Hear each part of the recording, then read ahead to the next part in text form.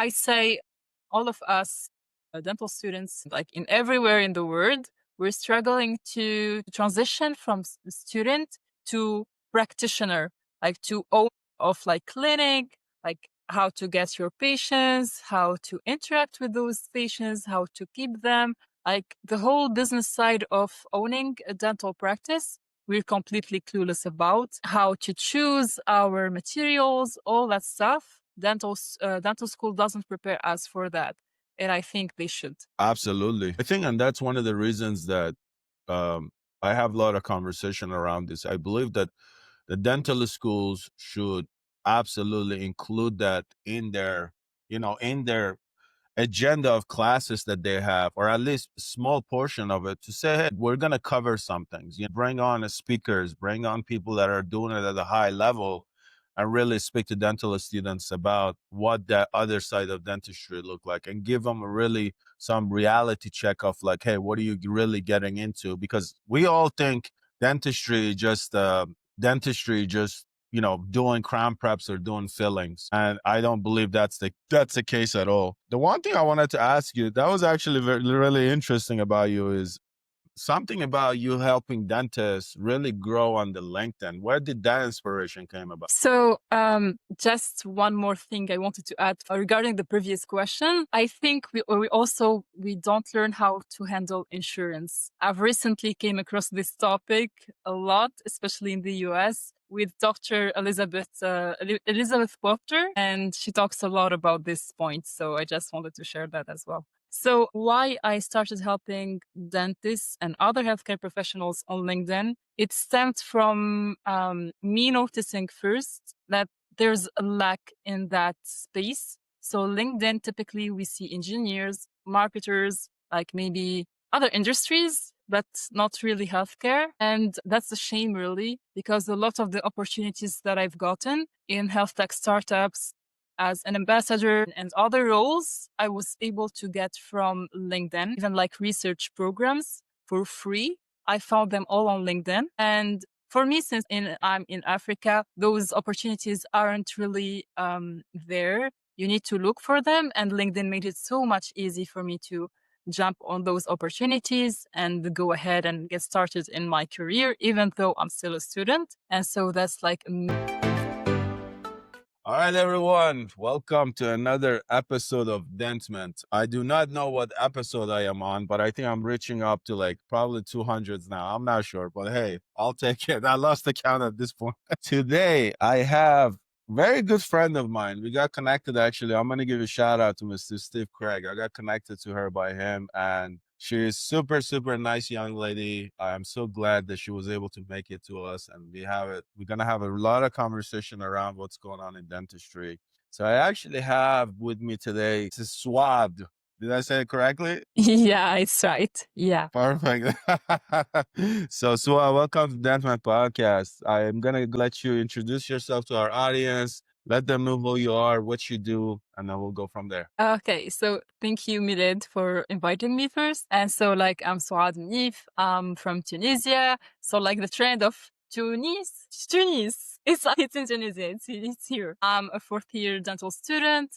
I also do LinkedIn ghostwriting for doctors and healthcare professionals on the side. And yeah, I used to be a volleyball player. I'm no longer am a volleyball player because I got diagnosed with PCOS. Like it's a long story. Yeah, so that's what I do. I'm really happy to be here. Absolutely. I'm happy to have you. I believe, I've been doing this podcasting for close to a year now, and I think you're the first dental student that I have had on to the podcast. And the one thing that I kind of want to like shift the way I'm doing what I do, because my focus is to really understand. I mean, I was a dental student about 3 years ago, so I understand the journey. I was through it. I understand really what the struggles are. But I want to ask you is, what are some of the current trend that you see as a dental student that you believe it's lacking within the industry, as far as transitioning out, as far as like the things that you think could be better when you're in dental school, that could prepare you for what's on the other side, which is the real world dentistry? Okay, so first,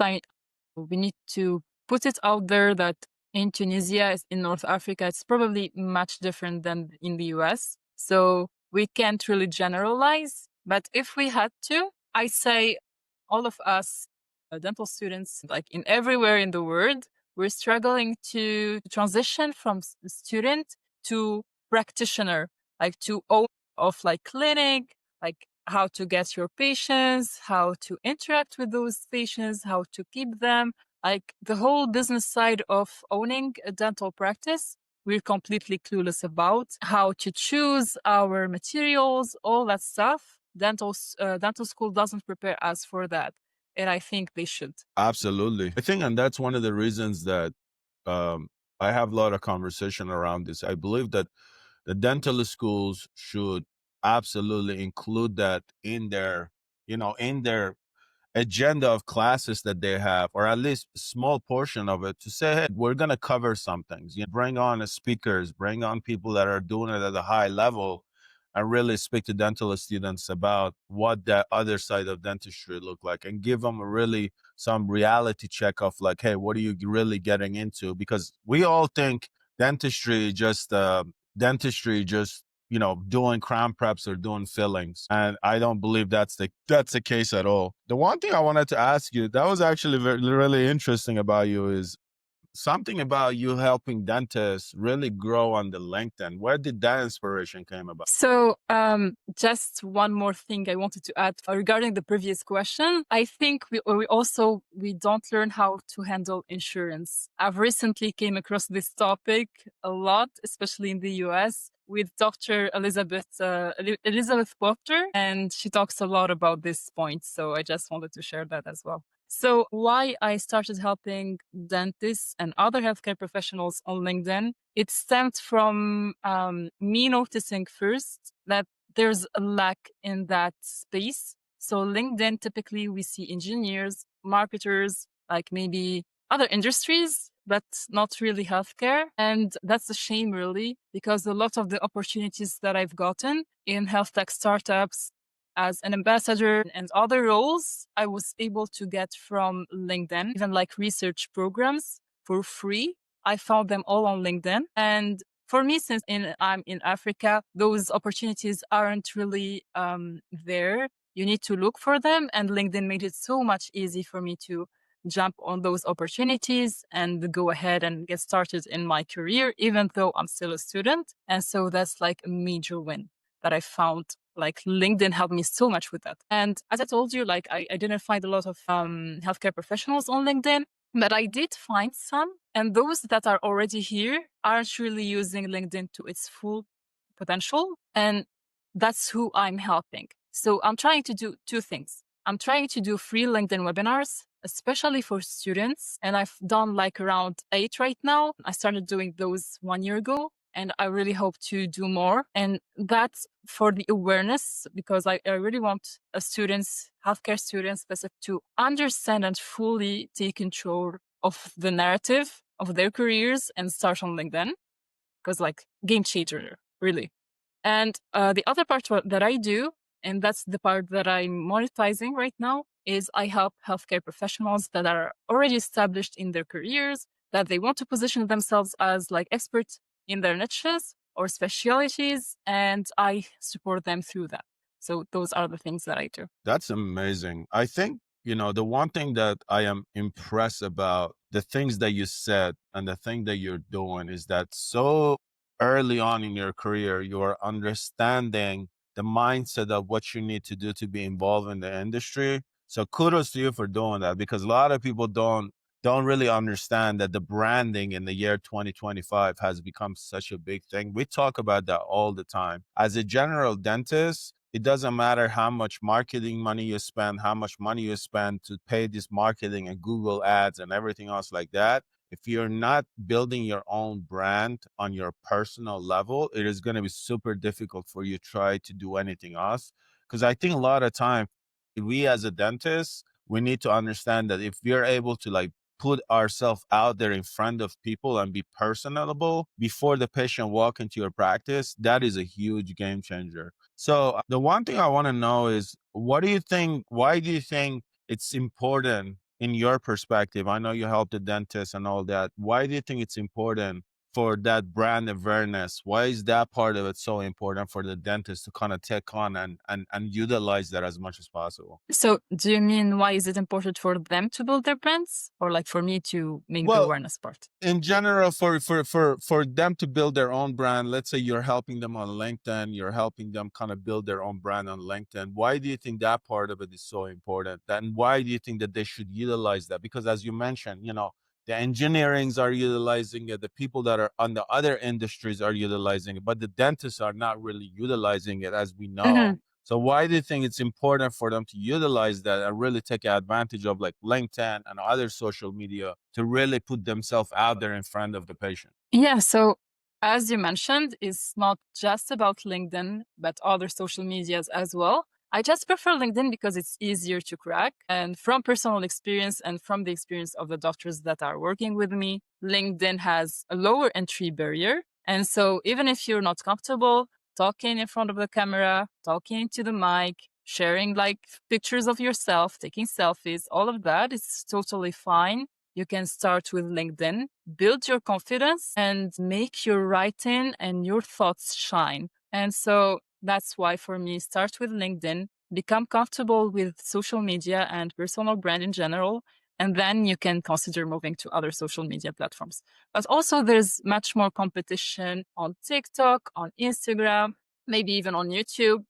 And yeah, you don't find as much healthcare professionals on LinkedIn, but you still find highly performing people, corporate people, engineers, people that are there and have money and are looking for jobs or have already jobs. So, like, when you think about it, you're literally bringing clients that have the means to afford you and your services. So, that's why LinkedIn. No, absolutely. Yeah. I agree with that. I actually met a lot of people that are even with my current company that we're building, the Dentment. I met everyone on LinkedIn, like every single person from my co-founders, both all my co-founders. I met them on LinkedIn, and then we just start up the conversation, and then almost like now 14 months later, like we're building a platform. So I'm just like, LinkedIn has a very powerful way for you to get connected with so many people, and I have always talked about this. I encourage everyone to use LinkedIn because I think that's super important to kind of stay connected within the industry and stay connected with other people. You put a post yesterday about LinkedIn. Do you think that LinkedIn is becoming, I think they're becoming more and more like other social medias where they're focusing more of how they can make money from their users. Do you think that that's the route that LinkedIn is going? Because you did mention something about it yesterday.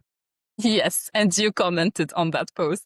So I said like LinkedIn is trying to push ads. So before it used to be only in the company page. You write a post there and you can boost it and that's it. Only company pages can do sponsoring and ads on their posts. But now even as you like on your personal account, you can boost your posts, which makes you think like this is literally what's happening on Instagram, on Facebook. I don't know much about TikTok and YouTube. I'm not using them as much, but it just makes you think that LinkedIn is prioritizing making money out of us people. And we used to enjoy the platform because it helps us connect organically. So I've built my personal brand organically on LinkedIn and all my doctor clients did the same. And maybe we feel a bit threatened by the addition of like ads because like now you can buy the impressions, you can buy the visibility and it's not as nice because now you can push content that isn't quite as valuable as before just because you have the money for it. So like you can even like push misinformation. For example, like someone shares something about healthcare and they can boost it. And even if it's wrong, a lot of people will still see it and look at it. And that's like a blunder for me personally. I feel like LinkedIn shouldn't have done that. Of course, I understand they are a business, they want to make profits. And like, I'm really disagree with that attitude. And also, like, LinkedIn has been trying to push video content on us. They have tried, I think, twice or three times before, and it hasn't been working as much.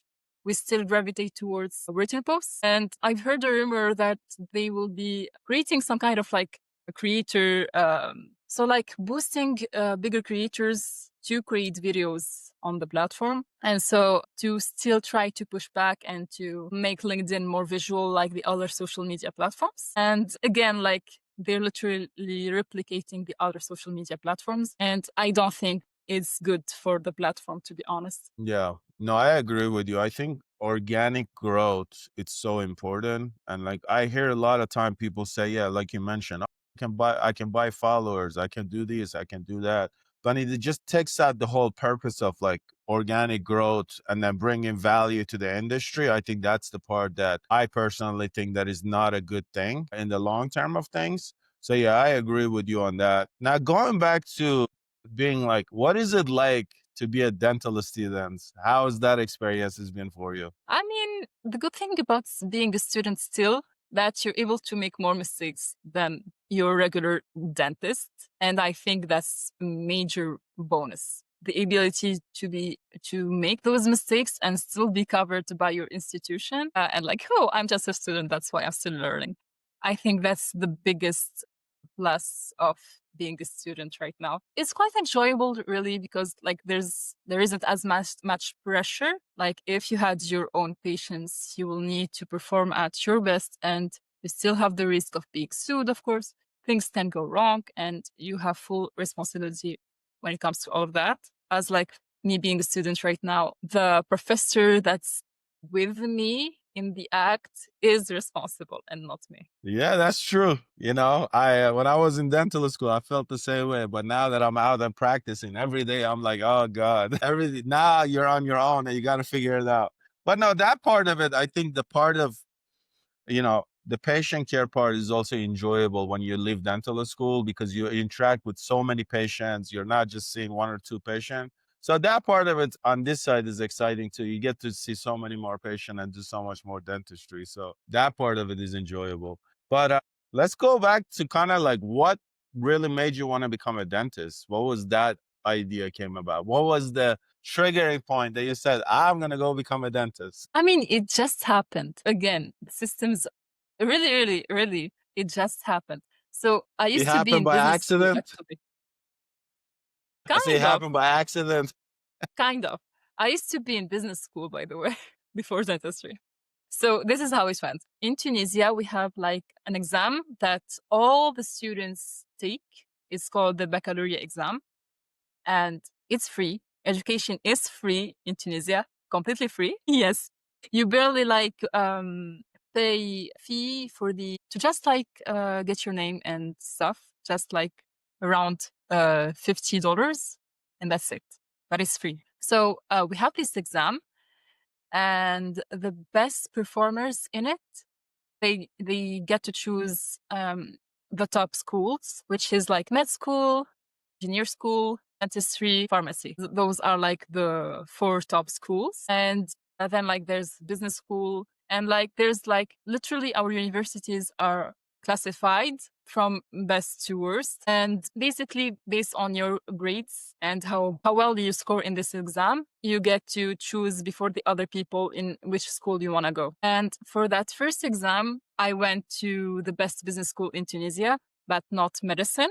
But I really wanted to be a doctor. And because I'm from a family full of doctors, but there's no dentist in here. All of us are doctors. I'm the first dentist. So I just wanted to follow in the footsteps of my dad, I think. And I went to business school. I really enjoyed myself.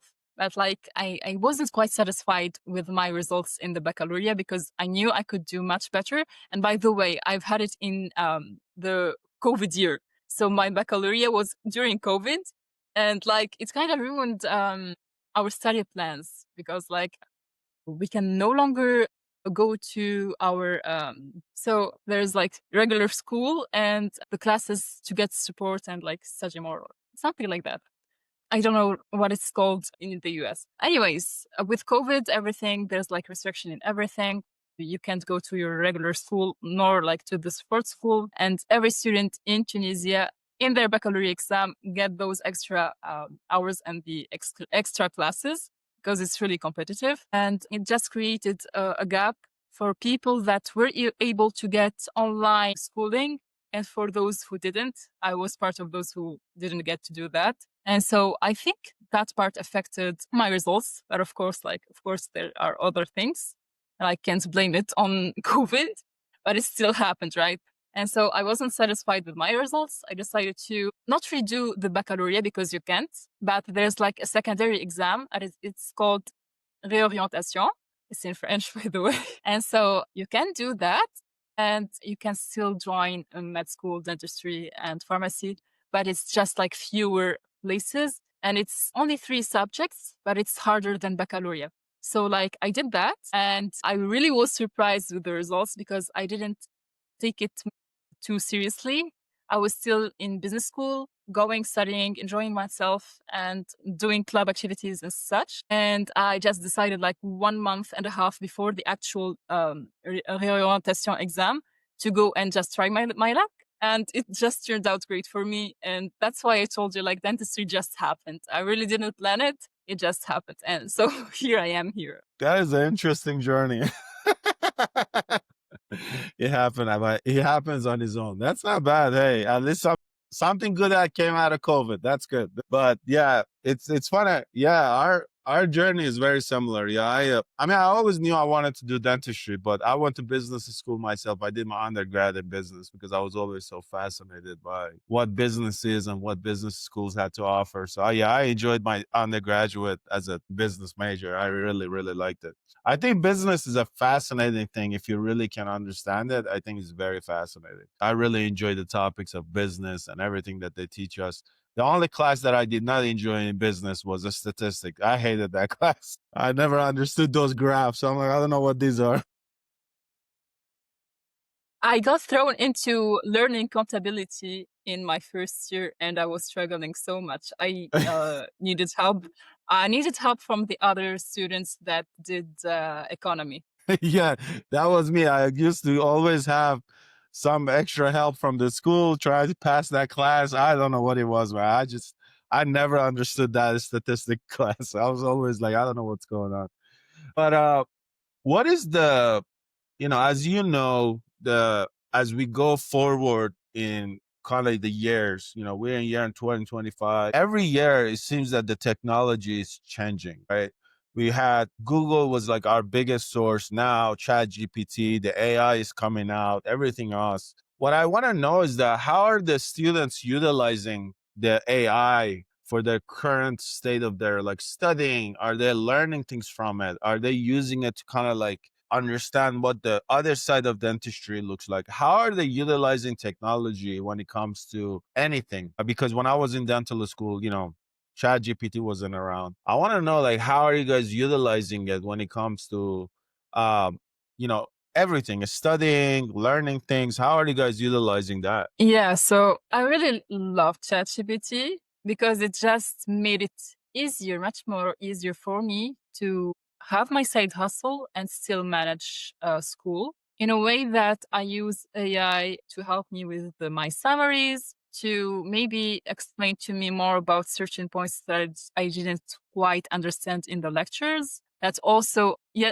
just yesterday I discovered there was a sub chat GPT that can help you read the radiography. So it made it much more easier for me to learn imagery and radiology. And so when you think about it, if you use it the right way to, for example, generate quiz questions, summaries, and other stuff, it really helps a lot. I think there's a bunch of different ChatGPTs, those that help you with recording and like making the transcribe of what the professor is saying. I personally don't use those because we're not allowed to bring our laptops in the lecture.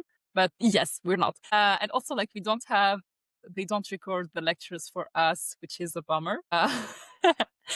As I told you, it's different here. But yeah, ChatGPT helped me a lot, to be honest. That's awesome.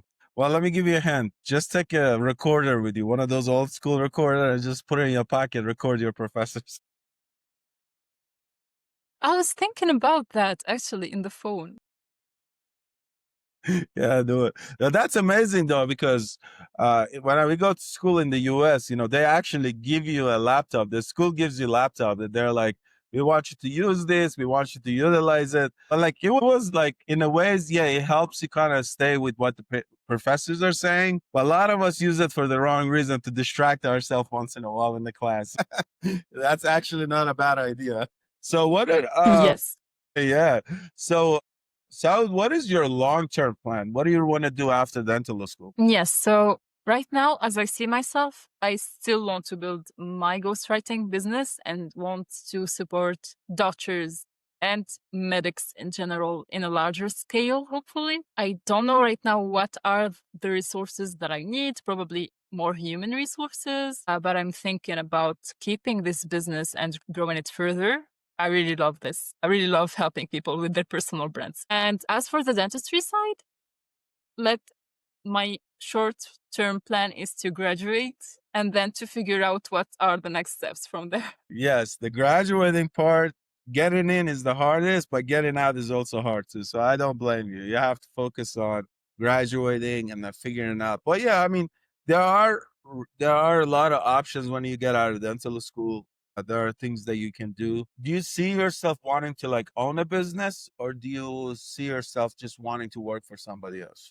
Definitely owning my own business for sure. With this experience, as you might say, I'm kind of a founder right now. I do my side hustle. I manage different clients, different aspects of this business I do myself. And so I really enjoyed having the control, you can say. Like I can manage my own time. I can choose the hours that I work and those that I don't. I have location freedom, which I know if I start a dentistry practice, I won't have. And personally, I'm not very sure if I'll be opening my dentistry practice at all. It all depends on how good my business goes, really. That is amazing. You said something that is, it's been like the topic of the conversation for me, because like that was one of the things that kind of like not that scares me, but it makes me sometimes not want to open a practice. I want me to like do other things as I'm doing like with dentment and other things, just because you want to have that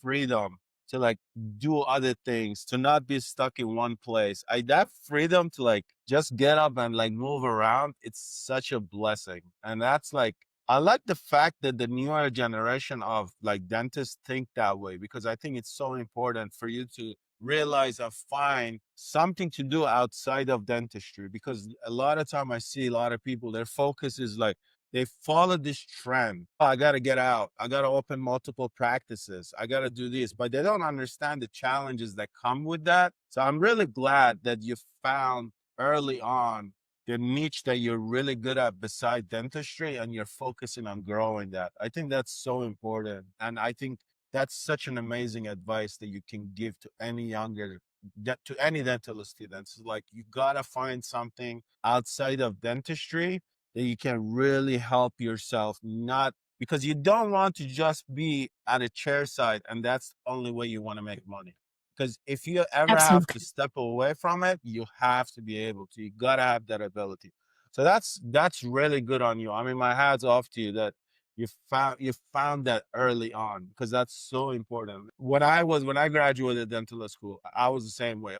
Man, I'm gonna open 100 practices, 1,000 practices. I'm gonna do this. And then 3 years out, now I'm like, I want to utilize and explore other options. I want to, I started Dentment. I want to do other things. Because I want that freedom. And I think that's so important to have that freedom, because the freedom is something that we'll never get back. The time will never get back. So if we can kind of utilize our resources now, especially to get some of that, it's so important. Mm. There is a topic, I saw you were on Dr. Reddick's podcast, and I love Dr. Reddick. Shout out to her, man. I love that lady. So I gotta give her a shout out. But the one thing that we always talk about in dentistry is this is like center of the conversation for any doctors that I brought on my podcast that we talked about. The one thing that has been brought on time after time is the mental health of dental students. So what are you seeing? What are the trends that you're seeing within the dental students? Are their mental health is strong, or do they have resources available to them to help them? And if you had friend that kind of transition out of dental school, how are they feeling about what the other side of things look like? So I think, unfortunately, stress, burnout, mental health are still taboo in dentistry. Mhm. We're always smiling. It feels like we're dentists. We help people have the greatest of smiles. And as a result, we need to always be cheerful and we shouldn't show that we're not okay. For some reason, we've normalized that. And it seems like there's a pressure to perform for everyone. You shouldn't underperform. You should always show up at your best and laugh and smile and do everything to the T. And it's very unfortunate that even between us students, we're not as open. And so you would never hear someone openly say, last night I cried. I crammed all night and it's just too much and I can't handle this anymore. You never hear those messages. But like something interesting to note though, we have like a Facebook group, which is kind of like you can send secret messages there and people can read it and maybe provide answers and like tips. And when it's anonymous, people do come forward and say that they're struggling or like they're not feeling good or like please provide tips on how to handle this or that. And so like just shows that we're still keeping this a secret. We're still operating in secrecy and we shouldn't.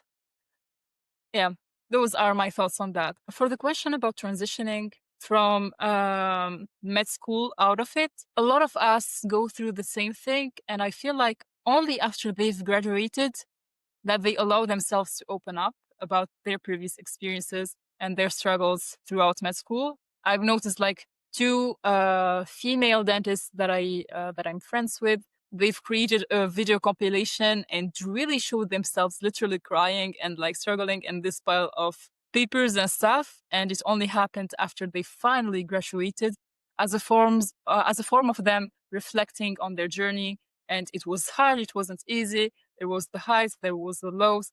But I feel like, okay, it's good that you've opened up about this and you've shared. And the first time that I've seen it, it kind of shocked me because, as I told you, a lot of people do not open up about those things. And like, I was really surprised. And that was like the first time that I feel that really this happens. Especially like you see her truly crying. It kind of makes you feel better. I know it's bad to say that, but it does because I've cried myself a lot of times, multiple times during revision period. And I know how that feels like going to sleep, but yet still thinking about the next exam. And so I feel like we should normalize our struggles and share openly. And I don't know what we should do exactly or like what the university can do for that to happen. But from the university side, there's also pressure for us to attend the lectures, so we have a system that we get graded in every so we have sessions in the third year and the second year. We get graded every session, and there's pressure on us. If you go to the lab, you need to feel safe to learn and to make those mistakes, and you shouldn't think about the grade.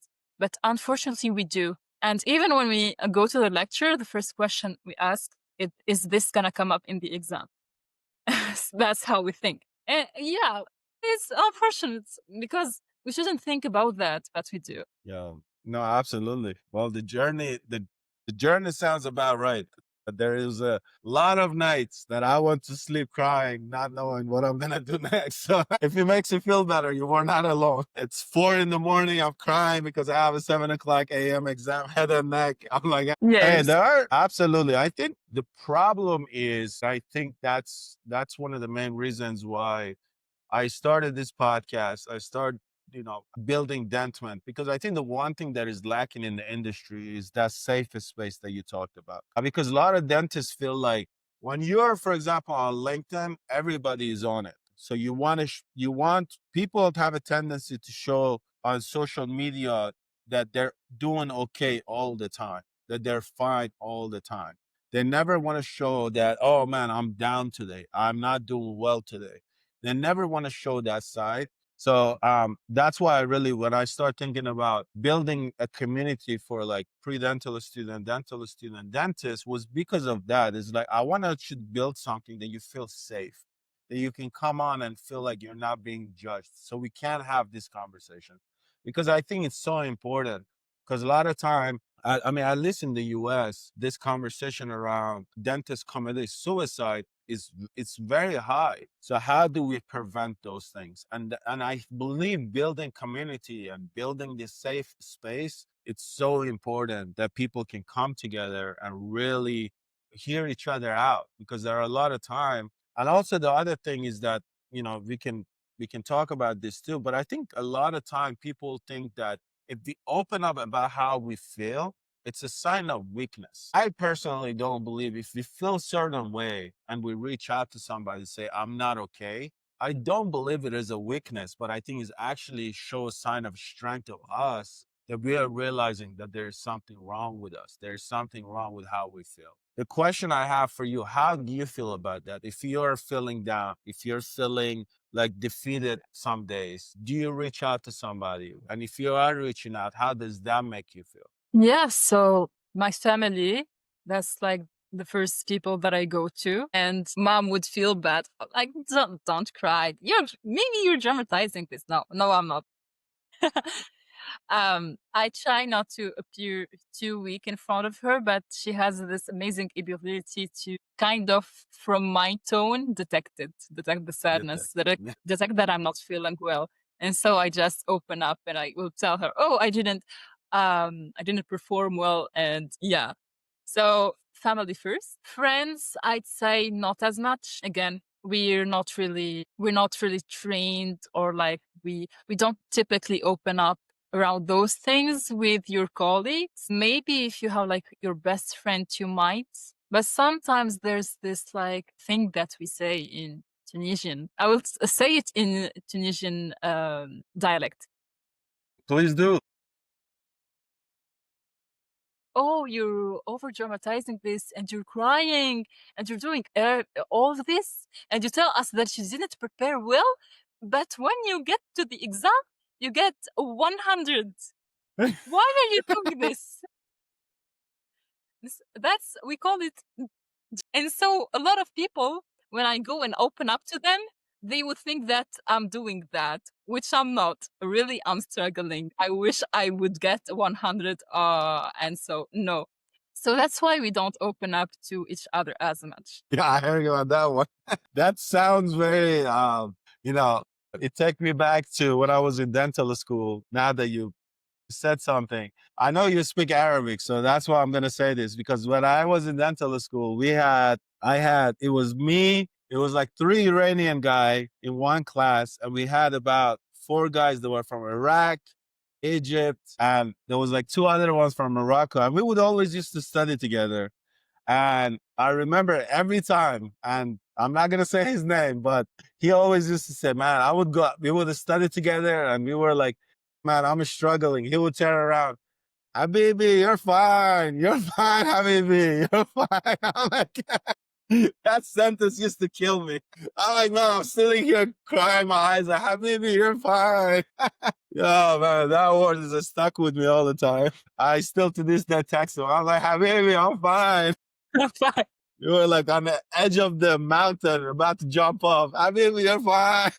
But no, that's true. I think the more we're able to have those conversations, even with friends, I think is important, because we gotta, sometimes it's a moment thing, especially when we're in dental school. You go through a lot of emotion because there's so much happening. So I think I encourage a lot of dental students to find one or two people, even, faculty or other students, to really open up about your struggles. I think that's important to create that create that habit early on. So, because as you get out, things become a lot harder. I just had an incident at my own office where, like, you put so much effort trying to please the patient, right? You want to do your best. You want to give that patient all they want. But the patient turns around and is still not happy. They give you a bad review on Google and everything else. It becomes hard. It becomes really difficult because you're like, man, I just did the best work that I could have done, and you're still not satisfied. And those things can take a toll on you at a time. So I think it's important that we're able to have those conversations. with Yeah, for people that sure. we know. Absolutely. I think it's important. For sure. So, For sure. yeah, Just a second. So you need to find an outlet. So yeah, for me, that's volleyball, walking, grabbing a coffee, journaling, talking to your partner, boyfriend, venting. That's awesome too. Like you need to find your thing. Honestly, my family and my partner have been my greatest support. I wouldn't say again, I'm not the type to open up too much to colleagues or friends, but partner and family were the ones that helped me throughout. And writing, obviously, journaling. yeah, yeah. That's such a fascinating thing because I had conversation with a lot of the doctors. Why do you think journaling is so helpful for anyone that is not doing it? Why do you think it's helpful? Why do you think writing things down kind of help us relieve us from whatever it is that we're going through? Because you're just writing what's on your mind. You're not talking to anybody. You're not really expressing your emotions truly to somebody else. But you by just that writing, what is that doing for you and your mind? Literally, I feel like a weight has gone off my shoulders every time that I take a piece of paper and I write, not type on the laptop, literally take a pen and write it down. It feels like all my thoughts go in and get transferred into that paper. And I feel lighter, even like more focused. I don't know if it's like a scientific thing, but for some reason, it just makes me feel way better. That's amazing. That's amazing. I mean, yeah, absolutely. I believe that finding ways to express how you're feeling in the moment, whatever that may be, walking, writing, whatever that is, I think it's a good thing to have because we as dentists sometimes get so involved. I mean, me myself, I get so involved and caught up into the work that I'm doing because I truly care. I mean, I care about what I do and I care about the patients I treat, but sometimes I forget about my own self because I get so frustrated. I'm like, why did this happen? But then sometimes I have to tell myself I need to step back and look at the situation and just say, this was not in my control. I can't do anything else. And I just move on from it. And I recently was listening to a podcast and to make myself feel better, I repeated it this morning. It says, you're not a dentist until you get your first bad review. So today was that day that I know I'm a dentist. I got my Okay. first bad review. 3 years. That's good.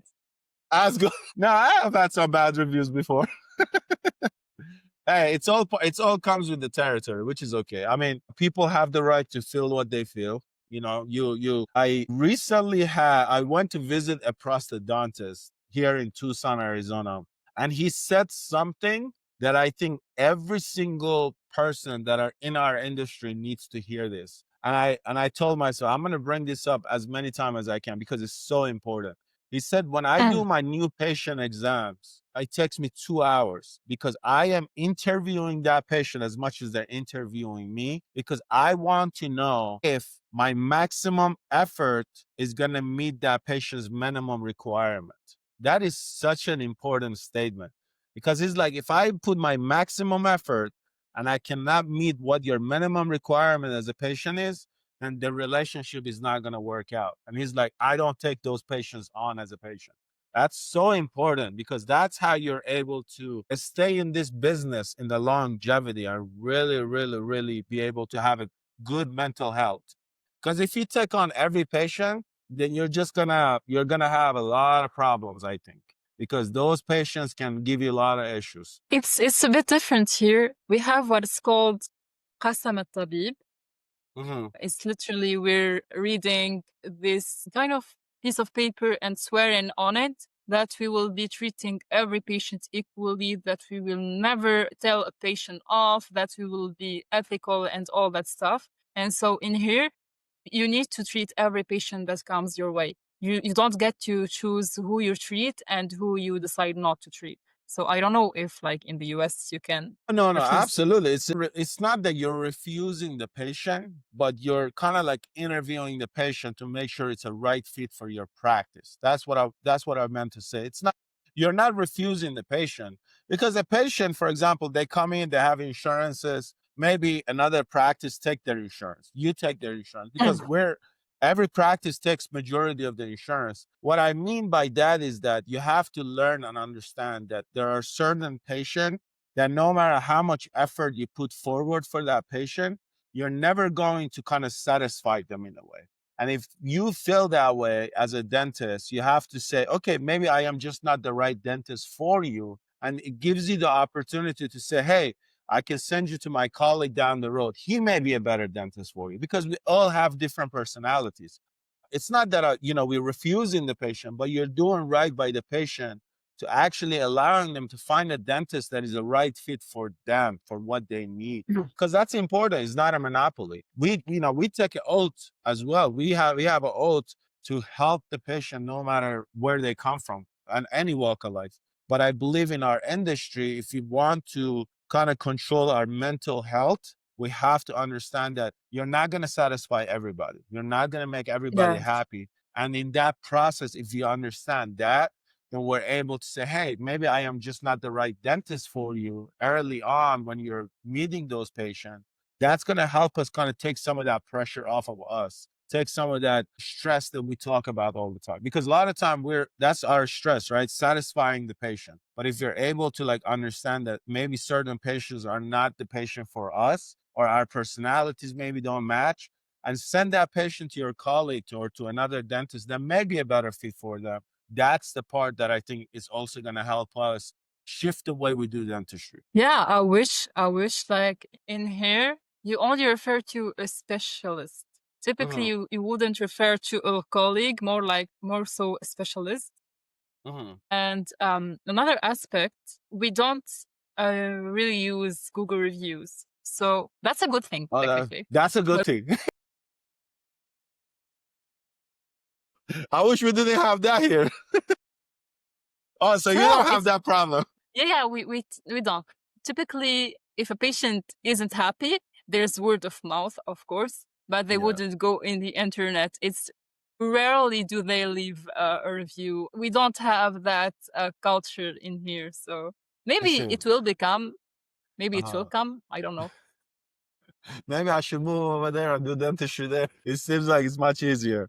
Well, Saud, I truly enjoyed our conversation. Me and you met before. I think you are a very bright young lady. Every time I talk to you, the energy that you have about you, the positivity that you have about you, what you're doing for the industry and for yourself, I think is so impressive. I'm always here for you. Whatever you need, you have my information. Anything you need transitioning out of dental school, I'm here. Any question I can help. You can consider me as like a bigger brother for you. I don't know how old you are, but I'm up there. Either way, I really truly thank you for hopping on and discussing and having the conversation, because I think these conversations are so important. Thank you so much for having me, and I really wish you the best with Dontment, and I'm sure it will be brilliant. I'm really excited for your launch. I know it's Thank you. near. Really excited about it. Finally, we need that safe space in dentistry, Yes. and you're Yes. doing the steps to provide us with that, and I really appreciate it. And I know a lot of dentists and dental students really appreciate your efforts too. So thank you. Thank you so much. Absolutely. Well, when we launch it, I'm gonna have you hop on and let me know what I'm doing, how I'm doing. For sure. Of All course. right. So thank you so much, Hannah. I'll see you next time. Thank you. Thank you so much. Bye Thank bye. you.